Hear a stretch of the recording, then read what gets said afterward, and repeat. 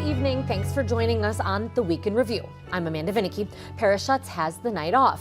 We'll be joined by our Week in Review guests in just a moment, but first, history is made. For the first time, a former U.S. president faces federal criminal charges. Today, an indictment was unsealed, charging Donald J. Trump with felony violations of our national security laws, as well as participating in a conspiracy to obstruct justice. The special prosecutor says the alleged crimes are grave.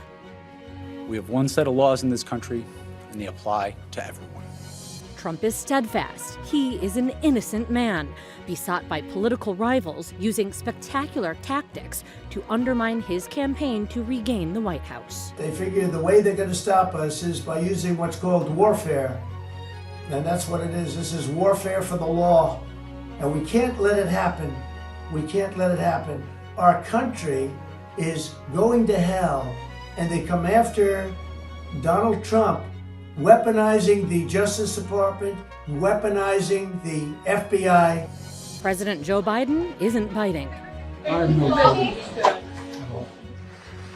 As the field seeking the GOP's nomination to take on Biden widens, to include Trump's former vice president, Mike Pence, as well as previous ally, Chris Christie. You will have no doubt in your mind who I am and what I stand for and whether I deserve it. Meanwhile, Chicago gets the chance to make a play to keep Bears games in city limits. We want to make sure that we can keep shuffling here in the city of Chicago with the Bears. Under City Hall's new administration, Chicago Public Schools teachers and staff get extended parental leave. I'm a mother of 3. I am also a high school history teacher, and I remember the hardship that my family had to undergo in order to be a mom. And Illinois gets a budget as another political corruption trial gets underway.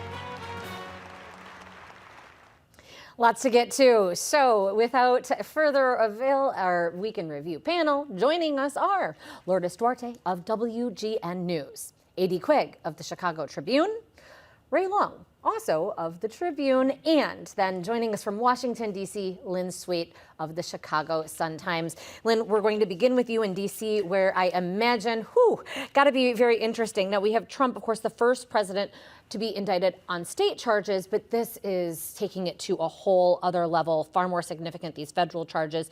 37 counts with details unsealed just hours ago. Lynn, I'm sure you've read the indictment. What are the key takeaways?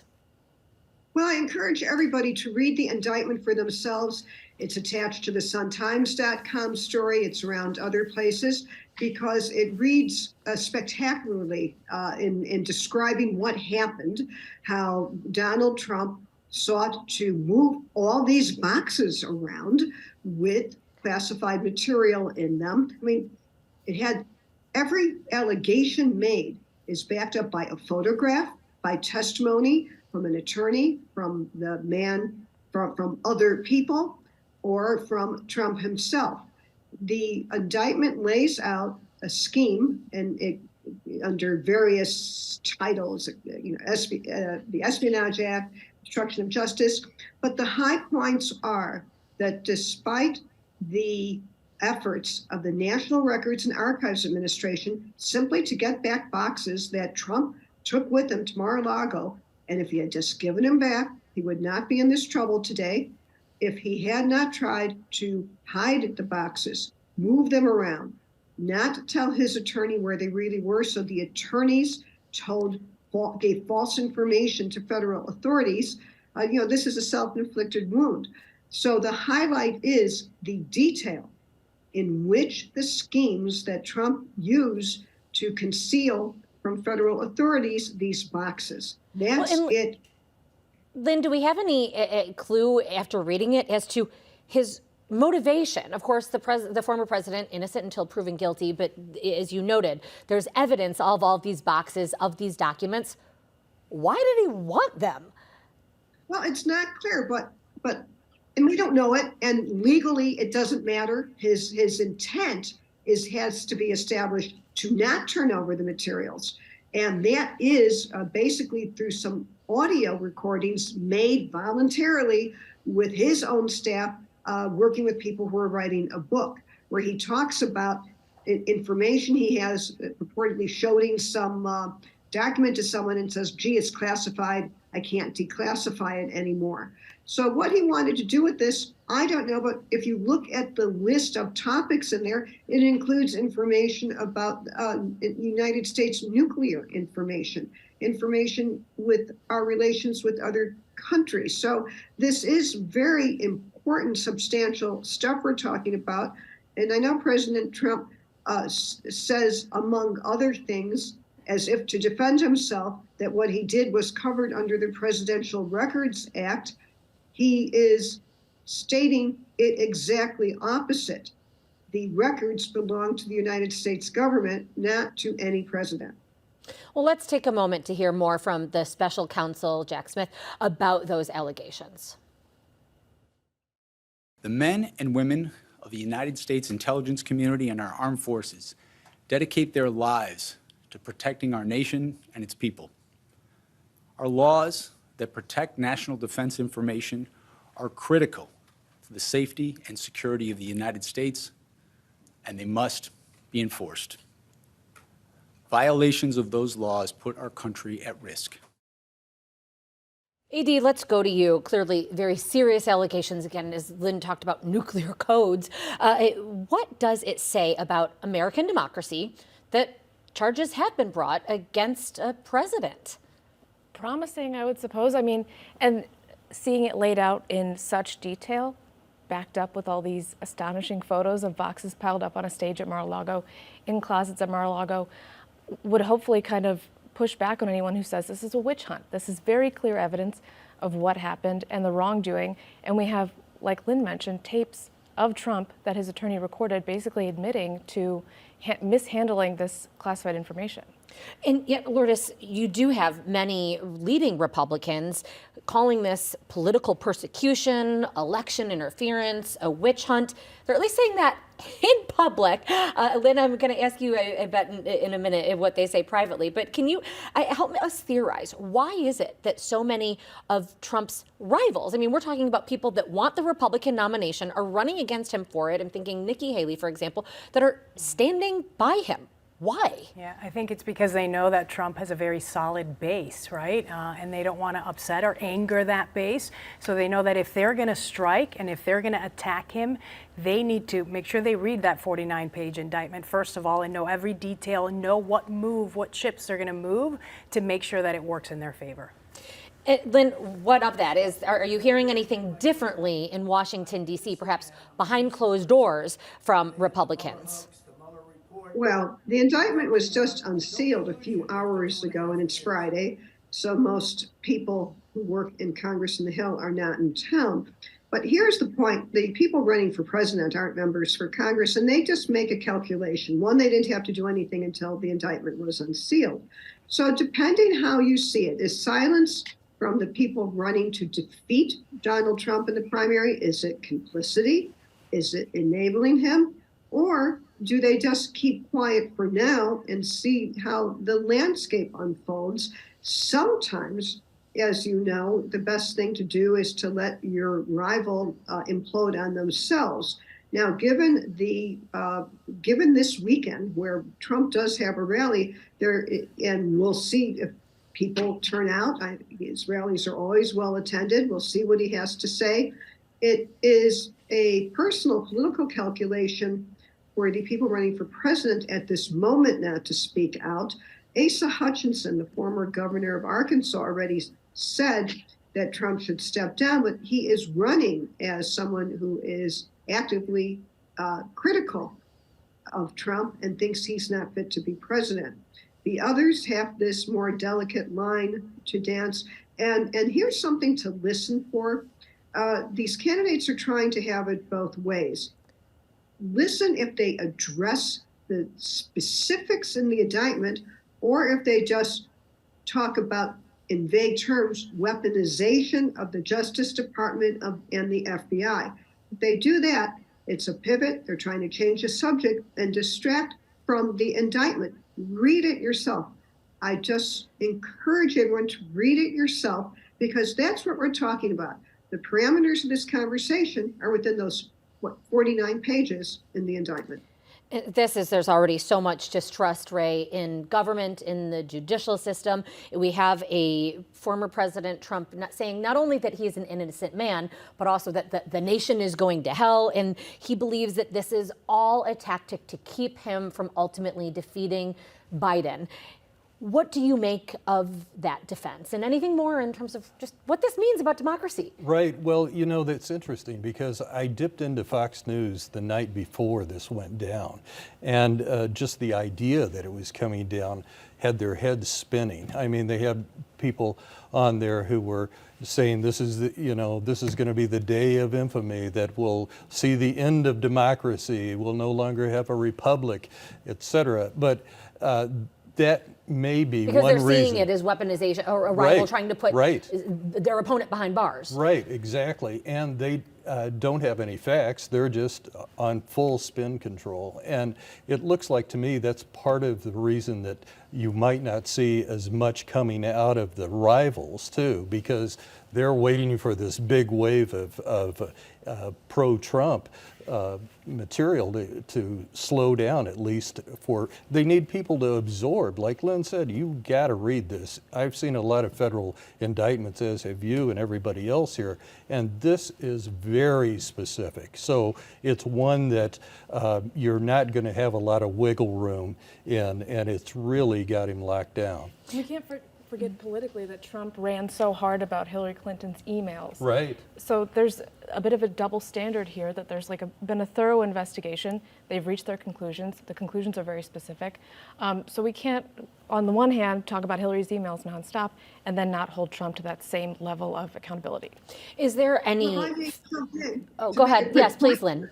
Indictment in the very beginning cites about 6 or 7 times where Trump himself talked about the Clinton emails, how important it was to hold national security secrets. They quote things he himself said about the importance of keeping classified material in its proper handling situation.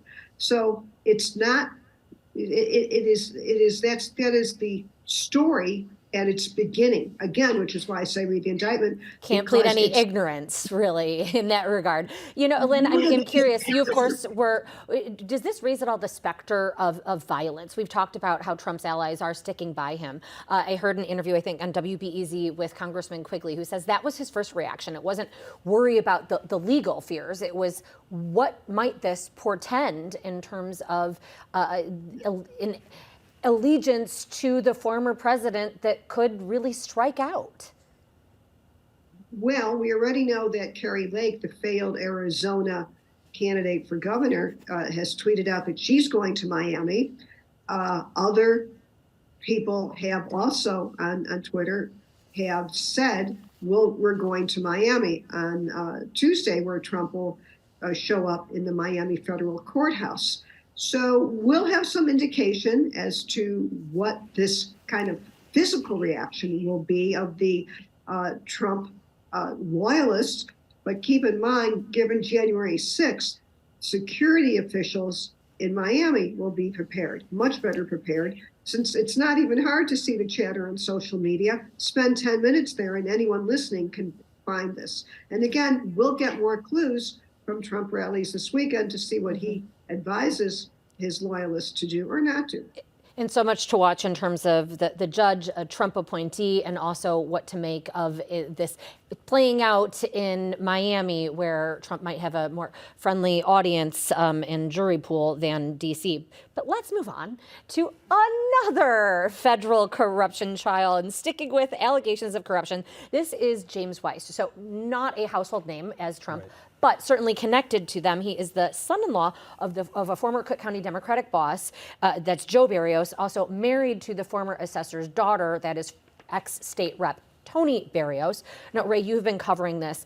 It is a strange case. So before we get to the meat of it, I want to get to sort of the strange particularities, even gross. Weiss's lawyer peeved the judge by, of all things, saying that she threw up. Well, yeah. It's so weird.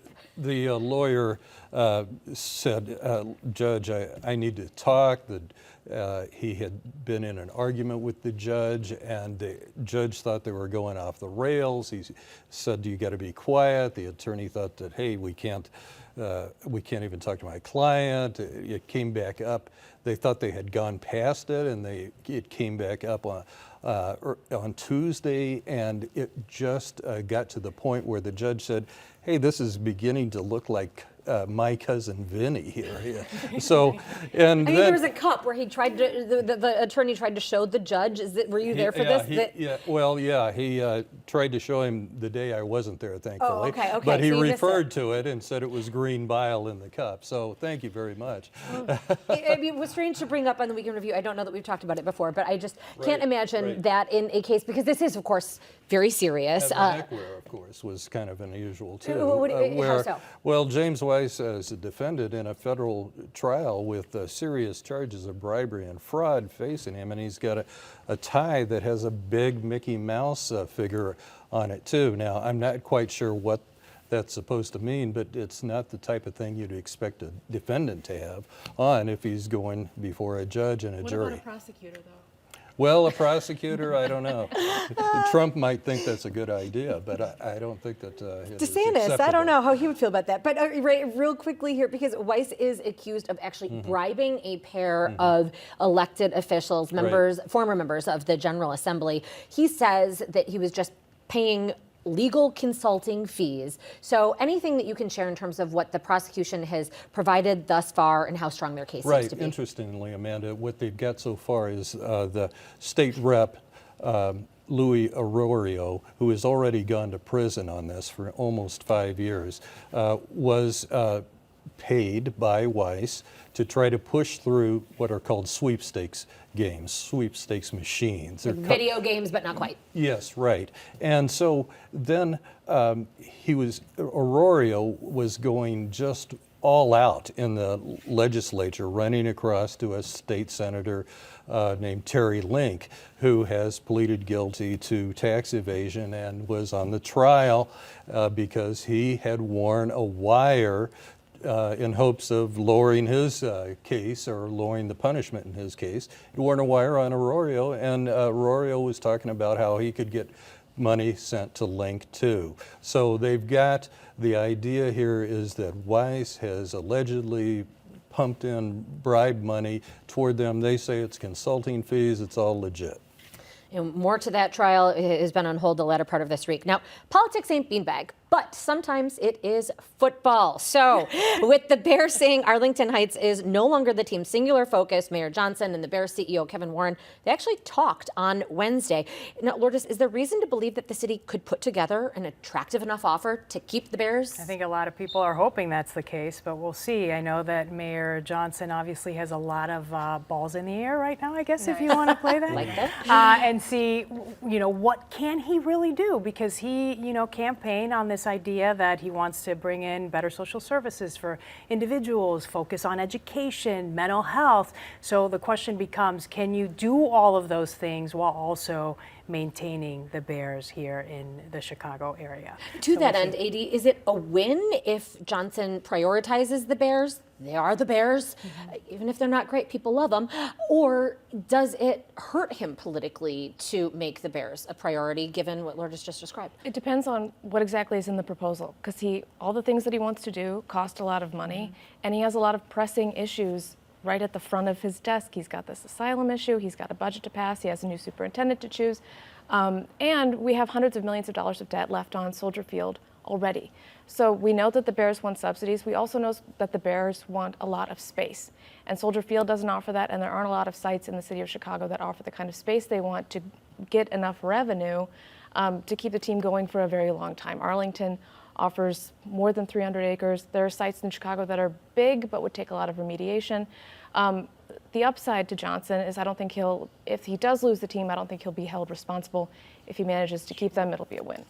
Now, let's turn to state politics. Governor J.B. Pritzker signed a new budget, but not all of it. He used his veto authority to make some cuts, limiting legislative pay raises. Ray, just briefly, why was that necessary? Well, they raised it too high. Basically, there's a law that said you can't go past 5%, and they raised it a little bit higher than that. I think it was 5.5, so they had to slice out a couple $100,000 to adjust it, and he can make that line item veto and pass the rest of it. Yeah. But still, it comes after legislative raises went up from 73,000 to 85 in January, and now they're up to 89.